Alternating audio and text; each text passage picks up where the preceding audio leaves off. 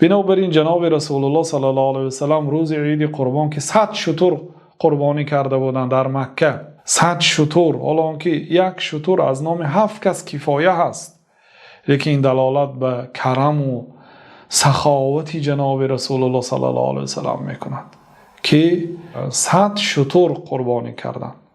و از این 100 شتر 63 آن را با دست مبارکشان نحر کردند، یعنی گردنی او را زدند و باقی مانده آن را به حضرت علی وکالت کردند، گفتند که باقی ماندهش را تو سرزن، گفتند 37 تای دیگرش را. این دلالت میکند که شخصی که قربانی میکند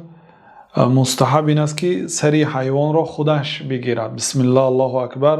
این قربانی از نام محمد ابن عبدالله گفته قربانی میکردن، یعنی هر یک انسان میتواند با زبان نیت کند. در اینجا در دو عبادت با زبان نیت کردن آمده است، یکی قربانی، دیگری حج و عمره. پیامبر صلی الله علیه و سلم لبیک حجتن،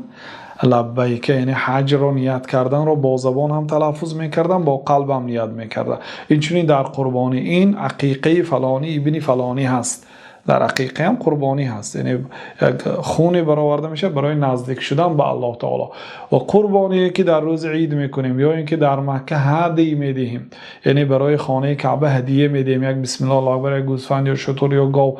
هدیه میدهیم، گوشت آن را به فقرای مکه یا دیگر فقراها تقسیم کرده میشود. خلاصه مستحب این است که هر یک شخص قربانی خود را خود با دستش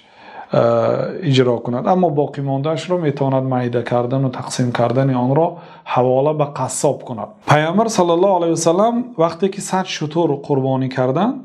گفتند که از هر یک شتر یک قطعه گوشت به داخل یک دیگ کلان پرتافته شود، یعنی که پیامبر صلی الله علیه و سلم از 100 شتر قربانی گوشت خورده نمیتوانند، زیاد است. بنابراین گفتند که از هر یک شتر یا برده به دیگ پرتافته شود، بعد یک شوربای کردند و از آبش نوشیدند. این دلالت میکند که هر یک شخصی که قربانی میکند باید لقمه از قربانی خودش تناول کند، علل خصوص بعد آمدن از نماز عید دهان خود را با گوشت قربانی کشاید.